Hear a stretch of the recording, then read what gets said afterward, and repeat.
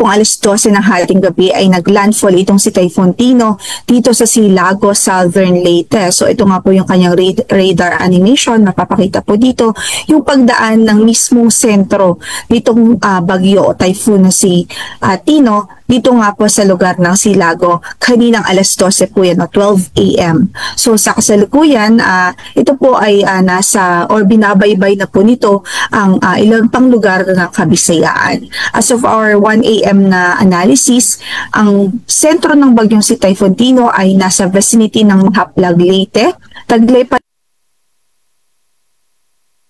kilometers per hour near the center at ang pagbugso na umaabot na 205 kilometers per hour. So napakalakas pa rin ho nitong bagyo. Although naglandfall na po siya, halos na panatili po nito yung kanyang lakas ng hangin o yung maximum sustained winds, yung malakas na hangin nasa eyewall kung saan nakikita po natin o mararanasan natin yung pinakamalakas na hangin o parte ng bagyo kung saan ay nandoon yung maximum sustained winds. Ang kanyang pagkilos ay pakanduran at 30 kilometers per hour.